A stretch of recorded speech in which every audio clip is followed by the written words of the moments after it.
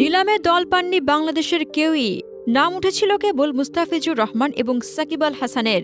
কিন্তু শেষ দিকে এসে বাংলাদেশের এই দুই তারকার দিকে নজর দেয়নি কেউই।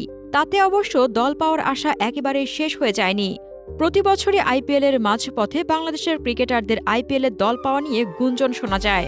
কিন্তু আইপিএলের নিলাম শেষে কিংবা আসর মাঠে গড়ানোর পর দলে নতুন খেলোয়াড় যুক্ত করার নিয়ম কি বলছে? ঠিক কতদিন পর্যন্ত যে কোনো দলে যুক্ত হওয়ার সুযোগ থাকছে সাকিব কিংবা মুস্তাফিজের? অথবা এর বাইরেও কারো পক্ষে আইপিএলের যে কোনো দলের আসরের মাঝপথে যোগদানের সুযোগ থাকছে কিনা সেটাও একটা বড় প্রশ্ন। এখন পর্যন্ত এবারের আইপিএল নিলামের পরে 3টি দলে বদল হয়েছে।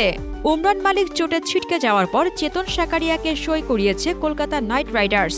বিদেশি ব্রাইটন কার্সের বদলে উইয়ান মুল্ডারকে নিয়েছে সানরাইজার্স হায়দ্রাবাদ। মুম্বাই ইন্ডিয়ান্সে আবার জোড়া পরিবর্তন এসেছে।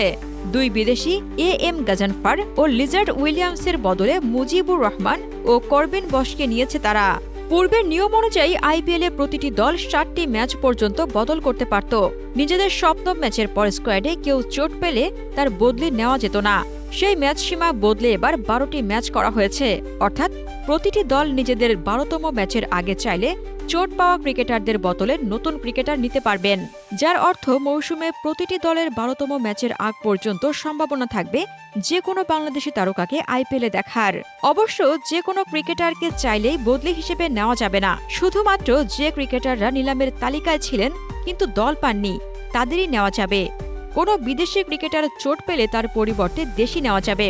অবশ্য কোনো দলের বিদেশি ক্রিকেটারের 8-9 জনের কোটা পূর্ণ না হলে ভারতীয় ক্রিকেটারদের বদলেও বিদেশি ক্রিকেটার নেওয়া যাবে। বদলি ক্রিকেটার ঠিক কত পারিশ্রমিক পাবেন তাও নির্ধারণ করা আছে আইপিএলের নিয়মে। কোনো ক্রিকেটারকে বদলি হিসেবে নেওয়া হলে তিনি সেই মৌসুমের শেষ পর্যন্ত দলের সঙ্গে থাকবেন। যে ক্রিকেটারকে বদলি হিসেবে নেওয়া হচ্ছে তিনি নিজের ভিত্তিমূল্যের পারিশ্রমিকই পাবেন।